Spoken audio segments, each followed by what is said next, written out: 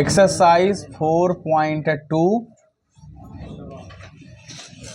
हाँ, इस एक्सरसाइज में एक ही सवाल बचा था ना, कौन सा? 14 नंबर ना। चलिए, थोड़ा वो सवाल अच्छा भी है, मजेदार भी है। चलो बनाते हैं उसको भाई। क्या बोले जी? 14 ना, 14 का सल्यूशन। और हम यहां लिख रहे हैं LHS। क्या लिख रहे हैं? LHS। बोलो LHS क्या है बेटा? A square plus 1 AB AC AB B square plus 1 BC CA CB C square plus 1। देखो ये सवाल थोड़ा सा कॉम्प्लिकेटेड है बेटा, ठीक है ना? क्यों ऐसा मैं कह रहा हूं, उसको समझना और सुनने का प्रयास करना। क्योंकि इस प्रश्न में ना आप इसका कोई पैटर्न ही फॉलो नहीं करवा सकते। जैसे कि R1 को जोड़ दिया, R2 को जोड़ दिया, R3 को जोड़ दिए तो जो चाहिए वो मिल जाए। और आपको चाहिए पता है क्या? देखिए हमको पता है क्या चाहिए आपको, 1 plus A square plus B square plus C square, आपको ये चाहिए। आप खुद ही देख लो, सोच कर प्रयास करके कि यहां तक आप पहुंच पा रहे हो कि नहीं पा रहे हो। नहीं पहुंच पाओगे। किसी रो में गुना कर दो, किसी रो में घटा दो, नहीं पहुंचोगे, फिर भी नहीं पहुंचोगे। आप एक बार बुद्धि लगाओ कि सर हाँ ये कर देंगे तो यहाँ पहुंच जाएंगे, ये कर देंगे तो यहाँ पहुंच जाएंगे। नहीं हो पाएगा। करो, ट्राई करो एक बार। सोचने में क्या गया है, सोचो। कुछ हुआ? फील किए? कुछ नहीं होगा। तो ये सवाल थोड़ा सा एक तरह से कर लीजिए, रट्टा मार ही थोड़ा सा कर लीजिए। लेकिन एक बार जब बना लोगे ना, जब फील कर लोगे कि कैसे कैसे हुआ, तो आपको समझ में और अच्छे से आ जाएगा। कहीं कोई दिक्कत ही महसूस नहीं होगा आपको। मैं जो सिर्फ कह रहा हूं आप बस देखते जाना, और जो मैं करूंगा वो खाली ये कहना कि हाँ ये कर सकते हैं, ये संभावना है कि ऐसा हो सकता है। अब मैं आपको क्या कह रहा हूं सिर्फ देखना। मैं कह रहा हूं क्या कि R1 से, R2 से और R3 से, R1 से A कॉमन, R2 से B कॉमन और R3 से C कॉमन ले लो। फायदा क्या होगा नहीं होगा वो बात की बातें हैं, ठीक है? ये मैं सोच रहा हूं ये ऐसा कर सकता हूं। मुझे पता है मेरा बनाया हुआ सवाल है, कई बार हम बनाए इसको, तुमको जानकारी है ऐसा ऐसा होगा। लेकिन आपके लिए नया है तो आपको समझना पड़ेगा, सीखना पड़ेगा ढंग से इस सवाल को। और इस एक्सरसाइज से हमने कई बार कहा है, एक लॉन्ग क्वेश्चन एग्जाम में रहता ही रहता है, एकदम तय है वो क्वेश्चन। एक लॉन्ग क्वेश्चन आपका रहेगा ही रहेगा, नो डाउट, ठीक है ना? तो चलिए इसको देखते हैं। हमने क्या कहा कि R1 R2 R3 से क्रमशः A B C क्या लेने पर? उभयनिष्ठ करने पर। उभयनिष्ठ करने पर, ये ना बेटा? तो जो चीज हम उभयनिष्ठ लेते हैं या कॉमन करते हैं वो आपका क्या लग जाता है डिटर्मिनेंट में? किसके साथ लगता है? गुना के साथ आ जाता है। तो A B C बाहर हो गया, तो क्या बचा इसमें बेटा? तो सर A प्लस 1/A। देखो एक बार, क्योंकि A को अगर इसके साथ मर्ज करोगे तो यही तो मिल जाएगा आपको, नहीं मिलेगा क्या? A गुना A स्क्वायर, और A गुना 1/A, A कटा, क्या बचा? 1। तो अब यहां क्या बचा?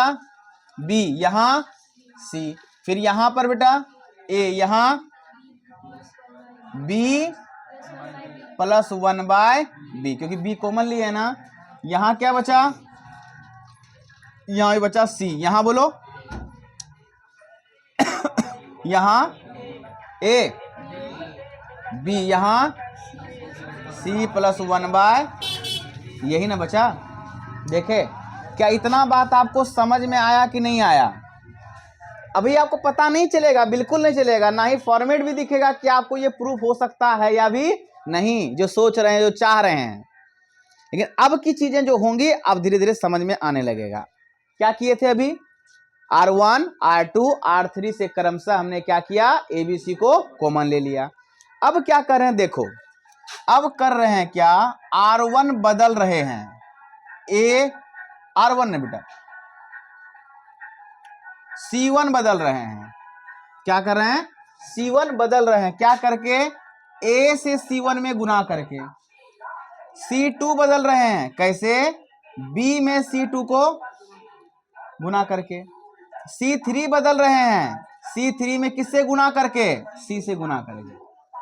तो आपको पता है ना, जब किसी भी कांस्टेंट वैल्यू को हम डायरेक्ट गुना करते हैं किसी रो या किसी कॉलम में, तो उसको बैलेंस करने के लिए भाग भी करना पड़ता है।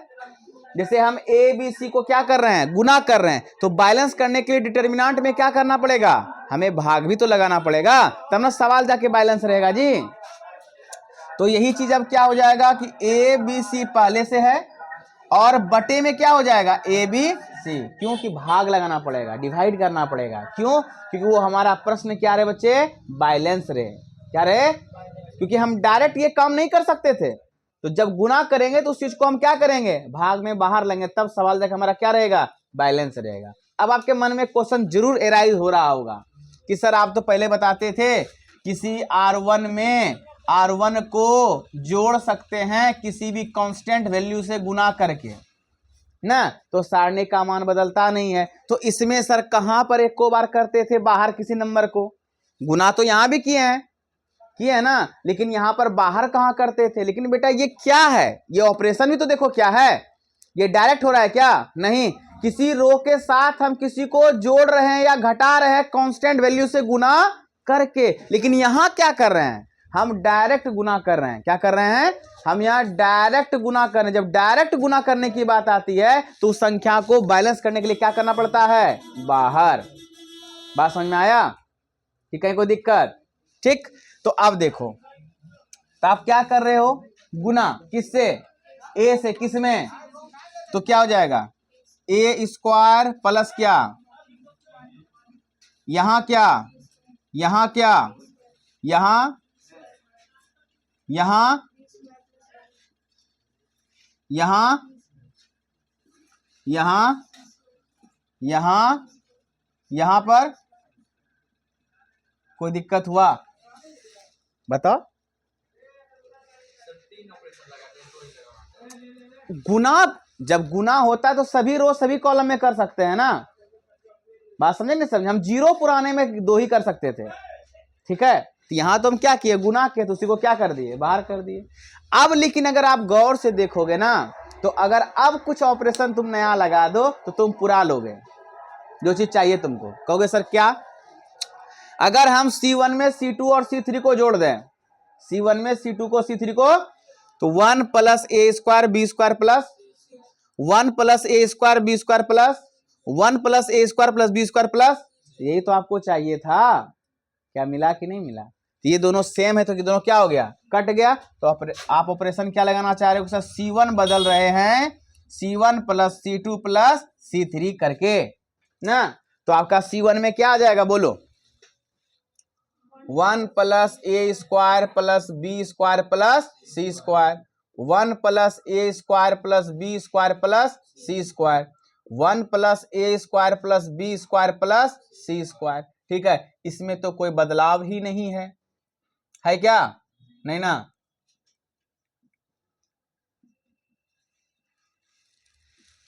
अब देखो, यही चीज आपको चाहिए था ना। अब इसको क्या कर सकते हैं? C1 से कॉमन ले सकते हैं। तो लिखेंगे क्या कि 1 plus A square plus B square plus C square common by क्या? C1 ना। तो ये गुना के रूप में बाहर चला जाएगा, तो क्या बच जाएगा? 1 plus A square plus B square plus C square. यहां क्या बचा? 1 1 1। यहां पर B square plus 1 B square C square C square C square plus 1। अब तो आपका काम आसान है। आप सोच ही पा रहे होंगे अब क्या करना है। दो को जीरो पुराना है। क्या पुराना है? किसी एक रो या किसी एक कॉलम में हमको अधिक से अधिक क्या पुराना होता है? जीरो। तो पुरा लीजिए। आप ऐसे कर दो ना, R1 में R2 घटा दो तो 1 में 1 गया और सी स्क्वायर में सी स्क्वायर गया। एक ही ऑपरेशन लगाओ, कहानी खत्म। समझ आ रहा है ना? तो आप कर क्या रहे हो कि R1 में R2 को क्या कर रहे हो? क्या कर रहे हो, घटा रहे हो, यानी R1 बदल रहा है ना।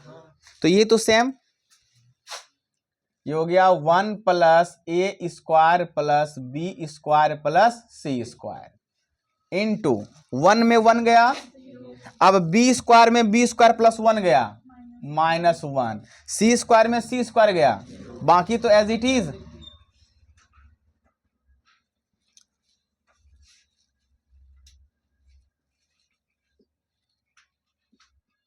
कोई तकलीफ बेटा?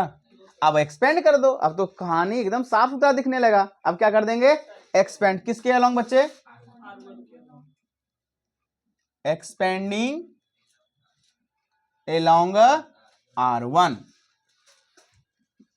1 plus A square plus B square plus C square. अब देखो ये प्लस ये माइनस, तो माइनस माइनस क्या हो गया, रो कॉलम खत्म, क्या बचा 1 C square 1 C square plus 1, यही ना।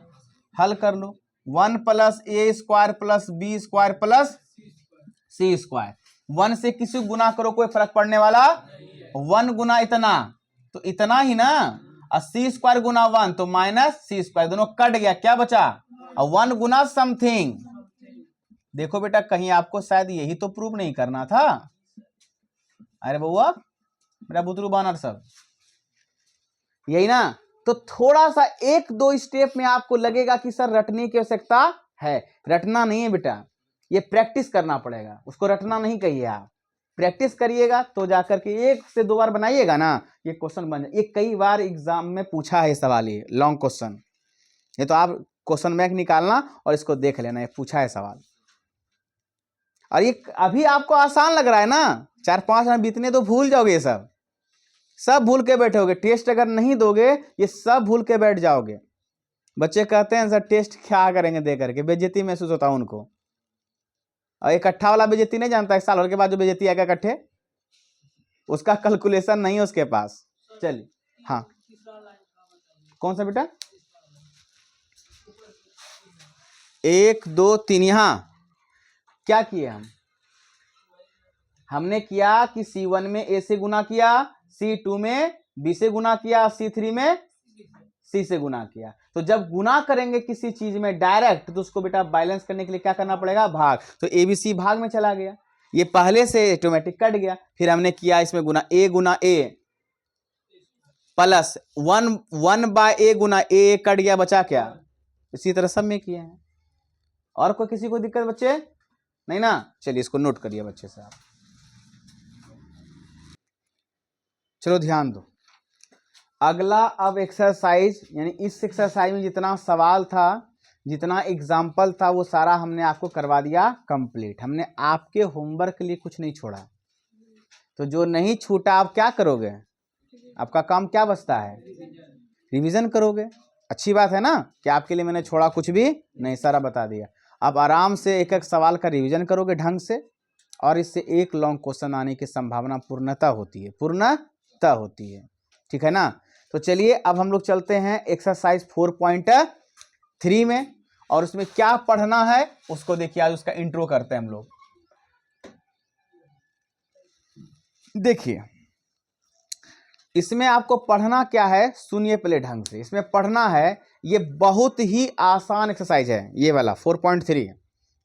इससे जो आपका बोर्ड एग्जाम में क्वेश्चन बनेगा वो बनेगा 1 नंबरा या 2 नंबरा, इससे ज्यादा इसका औकात नहीं, क्योंकि बहुत ही ज्यादा सरल एक्सरसाइज है, बहुत ही ज्यादा। सवाल जब बनाओगे ना, अभी इंट्रो करवाएंगे, लगेगा कि बहुत ही ज्यादा सर एकदम तो कोई बातें नहीं रहा इसमें, ठीक है। अभी देखना, तो इसमें पढ़ना क्या होता है हमको कि जैसे 3 शीर्ष बिंदु दे दिया जाएगा, क्या दे दिया जाएगा, 3 शीर्ष बिंदु, और कहेगा 3 शीर्ष बिंदु यदि दिए गए हैं तो उनसे बनने वाले त्रिभुज का क्या ज्ञात करना है, क्षेत्रफल। क्या ज्ञात करना है, क्षेत्रफल। 3 आपको शीर्ष बिंदु दिया रहेगा और उससे आपको ज्ञात करना है उसका क्षेत्रफल। अब कहोगे सर त्रिभुज का क्षेत्रफल, पढ़ रहे हैं सारणिक, चले गए त्रिभुज में, कौन सा मतलब, भैया हम कायल कहाँ जाएंगे, आपका लेसन हमको ले जा रहा है, हम कायल कहेंगे आप ये पढ़िए ये पढ़िए। तो अब कहोगे सर त्रिभुज का क्षेत्रफल हम लोगों ने जब पढ़ा छोटे छोटे क्लास में, नहीं पढ़ा? क्या पढ़ा था बचपन में जब हम लोग थे छोटे क्लास में? तो वहां त्रिभुज का क्षेत्रफल हुआ करता था 1/2 आधार गुना शीर्ष लंब। यस, आधार गुना ऊंचाई बोलते थे ना, बेस इंटू हाइट 1/2। अब जब थोड़ा सा बड़े हुए तो फिर सीखे वहां त्रिभुज का क्षेत्रफल कैसे ज्ञात करना। जब भुजा दिया रहता था तो हीरोन के सूत्र से पढ़े थे ना, हीरोन बोलते थे या हीरो बोलते थे, हीरो के सूत्र से या हीरोन के सूत्र से त्रिभुज का क्षेत्रफल हम वैसे भी सीखे कि नहीं सीखे। अब थोड़ा सा और बड़े हुए क्लास 10 में जब पहुंच गए तो वहां हमने सीखा एक्सरसाइज 7.3, याद करिए क्लास 10th का एक्सरसाइज 7.3। वहां पर गिवन 3 पॉइंट्स दिए होते थे और तीनों पॉइंट्स का कोऑर्डिनेट दिया होता था, उसके नियामक दिए होते थे। तो कहता था इनसे बनने वाले त्रिभुज का क्षेत्रफल बताइए। था ना यही सवाल? थोड़ा बड़े हुए तो इन पढ़े थे कि 3 बिंदुओं से बनने वाले त्रिभुज का क्षेत्रफल। भाई पढ़े थे? देखो कितने तरीके सीखे त्रिभुज का क्षेत्रफल ज्ञात करना। तो आज एक नया तरीका और सीखेंगे कि अगर 3 बिंदु दिया है, 3 बिंदु दिया है, वो गिवन 3 पॉइंट्स हैं आपके पास, तो उनसे बनने वाले त्रिभुज का क्षेत्रफल सारणिक की सहायता से, किसकी सहायता से? सारणिक की सहायता से, डिटरमिनेंट की मदद से हम लोग निकालेंगे उसका क्षेत्रफल। अब आपके मन में क्वेश्चन आएगा कि सर अगर किसी भी वस्तु का हम क्षेत्रफल निकालते हैं, चाहे जिस विधि से निकले हो, जिस तरीके से निकले, क्या उसके क्षेत्रफल में कोई बदलाव होता है? हम कहेंगे नहीं, हम कहेंगे नहीं। नहीं समझे बात? जैसे मान लो ये आपके पीछे बोर्ड है ना, इसका भी कुछ क्षेत्रफल होगा ना भाई, ये जगह छेका होगा ना, तो क्षेत्रफल इसका जो होगा आप इसको किसी तरीके से मेजरमेंट करो, मीटर में, सेंटीमीटर में, मिलीमीटर में, किलोमीटर में, आपका जैसे दिल करे, क्या इसका क्षेत्रफल बदल जाएगा? है? किसी तरीके से कर लो आप, इसका क्षेत्रफल बदलेगा नहीं। तो किसी भी एरिया का यानी कोई भी क्षेत्र का क्षेत्रफल बदलता नहीं है, चाहे आप उसको किसी विधि से ज्ञात करो, चाहे आप उसे जो मन करे वो विधि लगाओ जिससे आप क्षेत्रफल निकाल सकते हो, उसका क्षेत्रफल बदलता नहीं है। क्लियर हुआ? तो उसी तरीके से ये मन में आपके क्वेश्चन ना आ रहे कि सर अगर 3 बिंदु दिया था, अगर क्लास 10th का वो सूत्र लगाते, याद है किसी को क्लास 10th का? बोलिए जरा। 1/2 bracket x1 y1 minus y2 हो गया खत्म। हाँ y2 minus y3 plus x2 into y2 y3 minus y1 plus x3 into y1 minus y2। हाँ, ये सूत्र था ना, 3 बिंदुओं से बनने वाले त्रिभुज का क्षेत्रफल, ये तो था। तो आपके मन में होगा आंसर चेंज नहीं, क्षेत्रफल बदलेगा नहीं, चाहे जैसे भी बनाओ आप। तो क्लास 10th का यही सूत्र था जो आप अभी बोले। क्या बोले? कि अगर मान लो 3 बिंदु दिया है, उसका एरिया निकालना है उस त्रिभुज का, तो उसका क्षेत्रफल क्या होता था? 1/2 x1 y2 minus y3 plus x2 y3 minus y1 plus x3 y1 minus y2, यही था बेटा। और क्षेत्रफल हमेशा वर्ग इकाई में होता है। किसमें होता है? वर्ग इकाई में होता है। कोई दिक्कत? इसका एक नोट करवाए थे याद करने का तरीका, 23 31 12 कोड, 23 31 12, इससे आसानी से बच्चे को याद हो जाता था। क्या ये पढ़े थे? 3 बिंदु वाला ये पढ़े थे भाई, और तो कुछ पढ़े नहीं थे। तो आज वही पढ़ना है। 3 बिंदु आपको दिया रहेगा, बस सारणिक की सहायता से उसका क्या निकालना है? क्षेत्रफल। किससे? सारणिक की सहायता से, डिटरमिनेंट के हेल्प से आपको क्या निकालना है? उस एरिया का यानी उस क्षेत्र का क्षेत्रफल। कोई तकलीफ बेटा? कोई परेशानी नहीं ना? अब उसका सूत्र लिखते हैं, देखो क्या होता है। जैसे मान लिया जाए, माना कि आपको 3 बिंदु दिया है, या माना क्यों लिख रहे हैं, तब दिया है, मान लीजिए दिया है तीन बिंदुएं। अजीब सा लिख रहे हैं आज हम, बड़ी गंदा राइटिंग हो रहा है मेरा। दिया है तीन बिंदुएं क्रमशः ए x1 y1 b x2 y2 तथा c x3 y3 है। तो अब इन तीन बिंदुओं से बनने वाले त्रिभुज, तो मान लो ये त्रिभुज बन गया ऐसे करके, यहाँ A है, यहाँ B है, यहाँ C है। आप कहीं पर भी लिख सकते हैं, ABC कहीं पर भी आप दे सकते हैं, उसमें कोई जरूरी नहीं है कि वहीं पर होगा। ठीक है, इसका नियामक क्या बेटा, x1 y1, इसका नियामक x2 y2, इसका नियामक x3 y3, है ना, है ना। तो लिखेंगे अब एरिया त्रिभुज ABC किसकी सहायता से, डिटर्मिनेंट का हेल्प लेंगे और उससे इसका क्षेत्रफल फाइंड करेंगे। इसका फॉर्मूला होता है 1/2 determinant x1 y1 x2 y2 x3 y3 1 1 1 वर्ग इकाई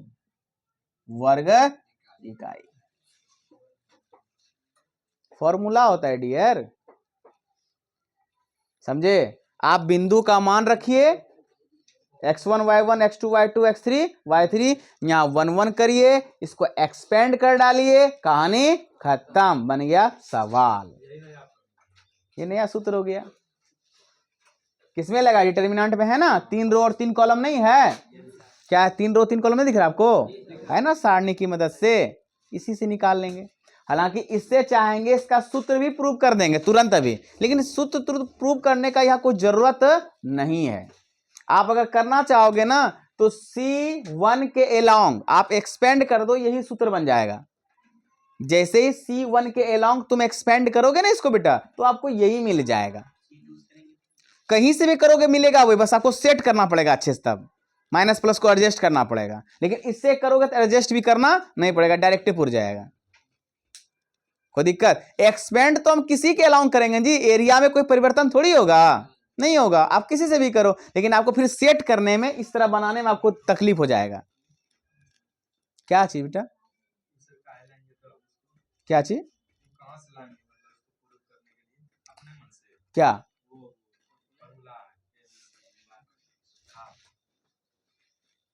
नहीं समझे आपका बात हम। हाँ इसी से होगा ये, मतलब पहले याद रखना पड़ेगा, उसके बाद काहे इसको याद करेंगे, ये मेरे क्लास का नहीं है इसको सर। हाँ यही याद रखना है आपको, वो सिद्ध काहे करना है हमको वो सिद्ध क्यों करना है, वो मैंने कहा अगर आपको फॉर्मूला, हाँ फॉर्मूला आपको प्रूव करने का मन कर जाए कि सर ये मान उसी के मान के बराबर होगा, तो आप भला करके देख सकते हैं। हमको सिद्ध थोड़ी का, हमको तो मान निकालना, क्या निकालना है, मान निकालना, वो सिद्ध थोड़ी करना है। एक सवाल बताता हूं, चुटकी में खत्म हो जाएगा। जैसे एग्जाम्पल नंबर देखो 17 आपका, निकालो। एग्जाम्पल 17 है ना, इतना लॉलीपॉप सवाल बन जाएगा, देखो अभी तुरंत में। क्या दिया है बोलो, त्रिभुज ने दिया होगा, लिखा होगा कि उस त्रिभुज का क्षेत्रफल ज्ञात करें जिनके शीर्ष बिंदु क्रमशः दिए गए हैं, है ना कि नहीं। तो उसका नाम रखना चाहते हो, नाम रख दो, इसी बैठा दें इसी पर। चलो ए हम मान लेते हैं, ए का नियामक क्या दिया है बोलो, 3 8, बी का बोलो -4 2, सी का बोलो 5 1, इसी का हम क्षेत्रफल निकाल देते हैं, ठीक है ना। तो यहां क्या लिखेंगे, यहां ए कितना 3 8 इक्विवेलेंट क्या होगा x1 y1, बी कितना बेटा -4 2, बराबर नहीं होता है वो, बराबर का चिन्ह नहीं है वो, ये चिन्ह है समतुल्य का, किसका चिन्ह है, समतुल्य का, इसको कहते हैं इक्विवेलेंट। इसका अर्थ होता है कि x1 3 के बराबर है और y1 8 के बराबर है, बात समझे। चलिए x2 y2, c कितना है 5 1, इक्विवेलेंट x3 y3। अब आपको क्या चाहिए, इनसे बनने वाले त्रिभुज का क्षेत्रफल। 3 बिंदु है ना, 3 पॉइंट्स गिवन है, इनसे बनने वाले त्रिभुज का क्षेत्रफल। तो यही सूत्र लगाओगे ना, ये वाला। तो लिखेंगे अब एरिया त्रिभुज ABC, क्या सूत्र लगाओगे बेटा, बोलो तो। कहोगे sir 1/2 x1 y1 1 x2 y2 1 x3 y3 1, यही ना। अब सबको पुट कर दो। 1/2 x1 y1 कितना है 3 8 और 1, x2 y2 -4 2 1, और x3 y3 5 1, और ये क्या है 1। अब देखो ये तो वैल्यू है छोटा छोटा, इसमें क्या ही ऑपरेशन लगा के जीरो पुराना, सीधा क्या कर दो एक्सपेंड, जिसके मन करे उसके अलाउ, जिसके मन करे किसके अलाउ कर दें, बोलो एक्सपेंडिंग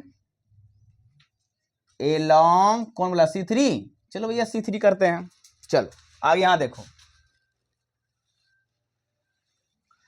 तो C3 के करेंगे तो यहां का चिन्ह क्या होता है, प्लस माइनस, यही होता है। चलिए तो 1/2 तो सब में ना गुना होगा जी, पूरा इस डिटर्मिनेंट का जो भी वैल्यू आएगा उसमें किससे गुना होगा, 1/2 से गुना होगा।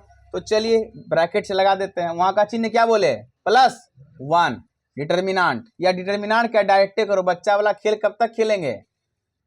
रो कॉलम खत्म, रो कॉलम खत्म, क्या बचा 4 गुना 1 -4, और फिर माइनस कितना 5 दूनी 10, फिर इसका चिन्ह क्या होगा 1 इंटू, फिर बोलो रो कॉलम खत्म, क्या बचा रो कॉलम खत्म, 3 एकम 3 -8 पंचे 3 बच रहा है जी, फिर यहां पर क्या होगा चिन्ह +1। अब इसको झापो इसको झापो, 3 दूनी 6, अब माइनस माइनस प्लस, 8 चौक 32, ब्रैकेट बंद। 1/2 देखो 10 4 -14 गुना 1 -14, 40 में 3 -37 गुना 1 +37, फिर 32 और 6 38 गुना 1 +38, ठीक है। और यहां लिख दो वर्ग इकाई, क्या लिख दो, क्योंकि क्षेत्रफल हमेशा वर्ग में होता है। 1/2 इंटू, देखो भाई 38 और 37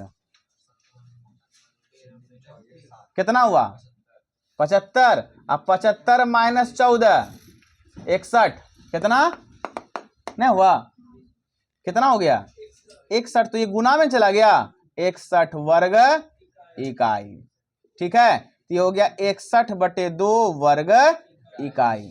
कोई तकलीफ हुआ, यही तो है क्षेत्रफल निकालने का तरीका। जरा से रुकिएगा, समझ में आया कि नहीं आया, हा? कितना आसान सवाल था। 3 बिंदु बेटा आपको देके रखेगा और कह देगा सारणी की मदद से, या आपको नहीं भी लिखेगा सारणी की मदद से, तो आप जैसे बिंदु देखोगे तो आप समझ जाना कि सारणी की सहायता से हमको निकालना है, ठीक है ना।